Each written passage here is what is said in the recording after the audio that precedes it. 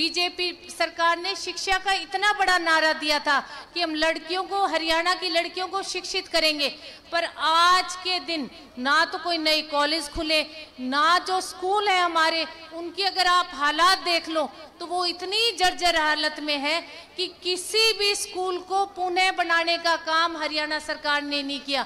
हमारे जो बच्चे हैं वो बरसात के दिनों में भी बाहर टाट पे बैठने पे मजबूर है, उनके लिए कोई ऐसी सुविधा हमारे स्कूलों में नहीं है। और ये जो मिड डे मील वर्कर्स जो आई हुई हैं, मैं उनसे कहूंगी कि मुझे आपका तो मालूम नहीं, पर हरियाणा की सर्वे रिपोर्ट्स ये कहती है कि जितना भी बच्चों के लिए सरकारी स्कूलों में खाना बनता है वो सबसे जो गंदी गेहूं, गली और सड़ी गेहूं जो हरियाणा में सप्लाई होती है उसका खाना हमारे सरकारी स्कूलों में बच्चों को दिया जाता है।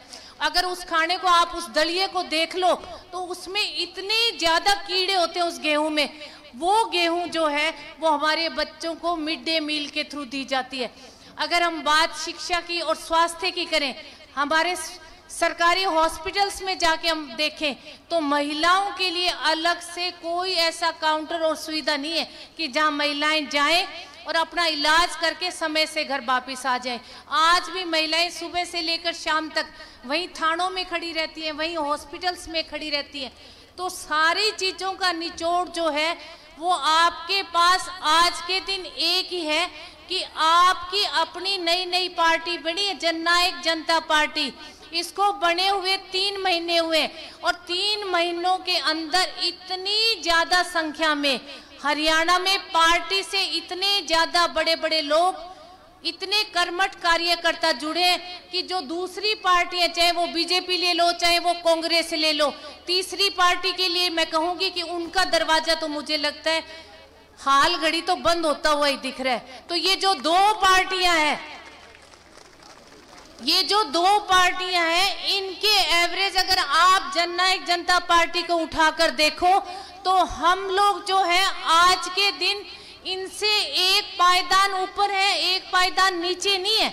तो आपको जो है जितनी महिलाएं आई हुई हैं, मैं उनसे कहूंगी कि जैसे एक बूथ और 10 यूथ हमारे युवाओं ने प्रोग्राम शुरू कर रखा है, उसकी तरह एक महिला जो है वो 10 महिलाओं को जोड़ने का काम करो, संगठन को मजबूत करो, क्योंकि संगठन मजबूत होगा तो आपकी पार्टी मजबूत होगी, और पार्टी जब मजबूत होगी तो 12 मई को जो लोकसभा का इलेक्शन है, आपको जो भी कैंडिडेट दिया जाए उसको मेरी माता और बहनों से मैं कहूंगी कि मेरे पिता तुल्य बुजुर्ग भी बैठे हैं भारी संख्या में, उनसे मैं कहूंगी कि यहाँ से जो दिल्ली है वो सबसे पास है, उसको सांसद बनाकर आप लोग दिल्ली भेजने का काम करो। अभी मेरी एक माँ मेरे से मिली थी, वो कह रही थी कि यहाँ के गांव का पानी जो है वो बहुत ज्यादा कड़वा है। तो मैं उनसे कहूंगी कि ये पानी की समस्या जो है, महिलाओं की रोजगार, बच्चों के रोजगार की समस्या जो है, हमारे किसानों की समस्या है। आज के दिन किसानों ने सबसे ज्यादा धरना दिया है, चाहे वो स्वामीनाथन रिपोर्ट को लेकर हो, चाहे वो फसल बीमा को लेकर हो। आज हमारा बीज भी नकली, हमारी खाद भी निकली। जो हमारे बेरोजगार बच्चे, हर घर में एक माँ के पास, मैं एक नहीं कहूंगी, मैं 4-4 बच्चे जो वो एक घर में बेरोजगार घूम रहे। तो 2019 में जब आपकी जननायक जनता पार्टी की सरकार आएगी, आपका अपना मुख्यमंत्री होगा, तो मैं सबसे पहले माता और बहनों से कहूंगी कि आपको कहीं जाने की जरूरत नहीं, आपका वकील मैं होंगी, आप लोगों के साथ मैं खड़ी आप लोगों को मिलूंगी।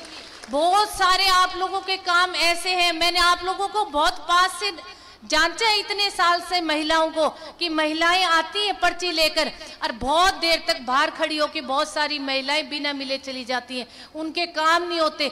तो इसके लिए मैं आप लोगों से कहूंगी कि आप लोगों के साथ आपका वकील बनकर मैं खड़ी होंगी, आप लोगों के काम मैं करवाऊंगी, चाहे वो पानी की समस्या हो, चाहे वो आपके बच्चों के रोजगार का साधन हो, चाहे वो आपकी बिजली की समस्या हो, और बहुत सारे हमारे जो घरेलू काम है उनमें इतनी ज्यादा दिक्कतें हैं जो हम माता और बहनों को आती है, वो सब करवाने का काम मैं करूंगी।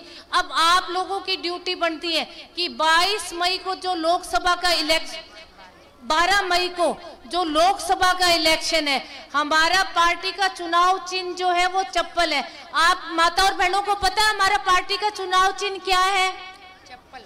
तो आप इस चप्पल के निशान को चप्पे चप्पे पर पहुंचा दो। हर आदमी और माता और बहनों के बताने का काम करो कि पार्टी का जो चुनाव चिन्ह है वो चप्पल है। 12 मई को इस चप्पल पर मोहर लगाने का काम करना। मैं आपसे वोट मांगने के लिए आई हूँ, मैं आपसे वोट की अपील करने आई हूँ, मैं आपसे आपकी राय और सहमति मांगने आई हूँ, मैं आपका सहयोग मांगने आई हूँ।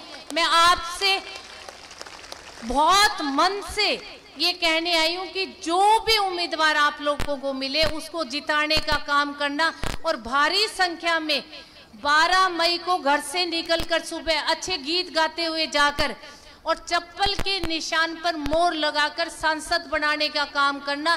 क्योंकि बहुत सारे काम जो है वो सांसद निधि कोटे से भी हम कर सकते हैं। जैसे ये पानी का काम था, हम 6800 गांव में जननायक जनता पार्टी की सरकार आने पे आरओ सिस्टम लगाएंगे, उनमें आप लोगों के गांव भी शामिल करेंगे।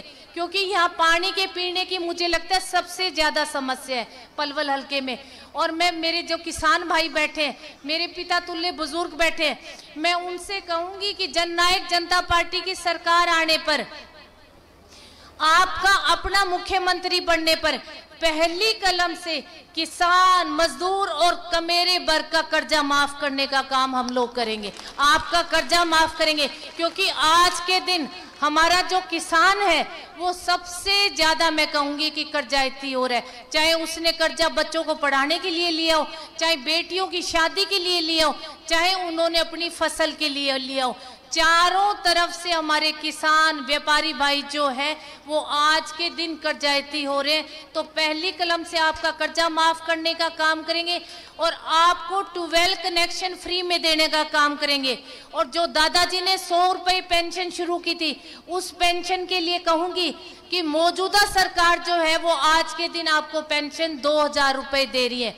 2019 में आपकी अपनी सरकार होगी, आपके चप्पल पे मोहर लगाने से आपकी सरकार आएगी, आपके ज्यादा से ज्यादा वोट जोड़ने से आपकी सरकार आएगी। तो आपकी जननायक जेजेपी की सरकार आने पर, आपका अपना मुख्यमंत्री बनने पर ये जो 2000 रुपये पेंशन के हैं वो 3000 रुपये करने का काम करेंगे ये पेंशन जो है। और महिलाओं से कहूंगी कि आपकी उम्र जो है वो 55 वर्ष करने का काम करेंगे और पुरुषों की उम्र जो है वो 58 वर्ष करने का काम करेंगे। और ये पेंशन जो है वो आपको लेने के लिए नहीं जाना पड़ेगा, आपको पेंशन देने के लिए आपके घर अधिकारी आया करेंगे, आपको कहीं बाहर जाने की जरूरत नहीं। और जो हमारे कर्मचारी है, जो पुरानी पेंशन स्कीम जो थी वो हमारी बंद कर दी गई है कर्मचारियों के। जेजेपी सरकार आने पर पुनः पेंशन स्कीम लागू की जाएगी ताकि ये पेंशन जो है वो कर्मचारियों को पुनः मिल सके। और मैं गांव के लिए कहूंगी कि गांव के जो सरकारी स्कूल है उनको हम लोग अपग्रेड करेंगे। जो 8वीं का स्कूल है उसको 10वीं का करने का काम करेंगे और जो 10वीं का स्कूल है उसको 12वीं का करने का काम करेंगे। और जो हमारी बेटियां हैं उनकी शिक्षा जो है वो बिल्कुल फ्री करने का काम करेंगे ताकि हमारी बेटियां पढ़ सके, ज्यादा से ज्यादा हमारी बेटियां शिक्षा ग्रहण कर सकें। क्योंकि जब मैं केरला को देखती हूँ ना तो केरला में हर नारी जो है वो शिक्षित है। तो हम लोग भी शिक्षित हरियाणा, सुरक्षित हरियाणा करने का काम करेंगे। और बहुत सारी है, जैसे मोबाइल डिस्पेंसरी है, आपके गांव में जेजेपी की सरकार आने पर मोबाइल डिस्पेंसरी लाने का काम करेंगे। उस मोबाइल डिस्पेंसरी में एक डॉक्टर होगा, एक नर्स होगी और एक कंपाउंडर होगा ताकि आप लोगों को छोटे छोटे इलाज के लिए गांव से बाहर बड़े हॉस्पिटल में जाने की जरूरत नहीं पड़ेगी। आपको मोटा पैसा हॉस्पिटल्स में देने की जरूरत नहीं पड़ेगी। आपको डिस्पेंसरी में हर चीज डॉक्टरों के पास उपलब्ध होगी, आप अपना इलाज करवा सकोगे। सब्सक्राइब करें और साइड में दी घंटी को भी दबाएं ताकि आप तक हर समाचार पहुंच सके।